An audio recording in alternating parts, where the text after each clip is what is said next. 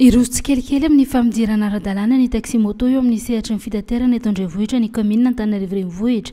Ho fanomboana izany dia hidiny ny kianja isaky ny fiantsonana ny ekipa ny commune.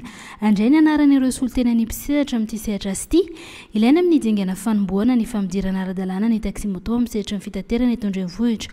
Hoy ny fanambarana ny commune Antananarivo renivohitra, ankoatra izay moa dia hisy ny fivorim-be izay iarahana amin'ny solitenan'ireo taxi moto raha ny fanazavan'ny commune hatrany.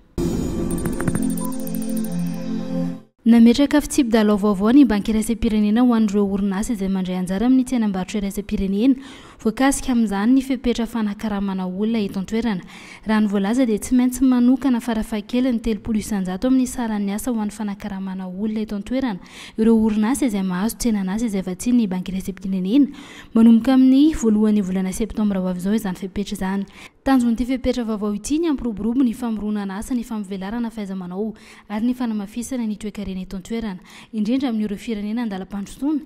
Ny tetikasa amin'ny sehatra ny foto-drafitr'asa fitaterana sy angovo no tena voakasika ny fepetra.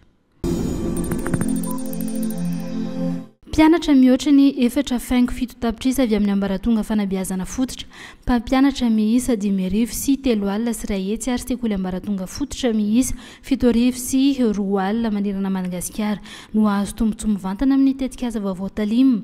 Famatsim-bola mitentina 5,20 amin'ny 100 tapitrisa dolara no natokana ho an'ity tetikasa ity.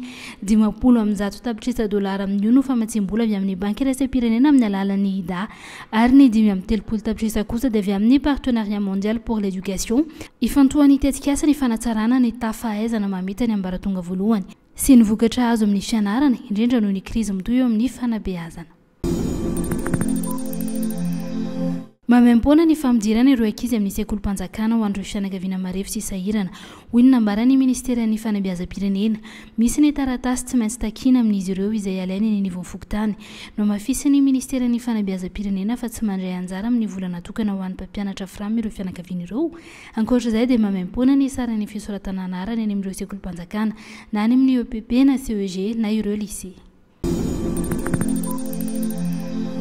Ny fomba hanatsarana ny fiaraha-miasa amin'ny fahavitantena ara-tsakafo eto Madagasikara. Isan'ny teboka lehibe voadinika tamin'ny fiona ny Praiministra Tsay Christian sy ny Tale Jeneraly ny fikambanana iraisam-pirenena misahana ny sakafo sy ny fambolena na ny FAO. Kiu Dongyu izay natao androany teny Mazoarivo nanambary ity Tale Jeneraly ny FAO ity fa voniny izy hanamafy sy hanitatra ny fiaraha-miasa Madagasikara. Ka mifanaraka izany amin'ny politika ankapobean'ny fanjakana raha mivolaza ny fanambarana teo anivon'ny lapan'ny Mazoarivo.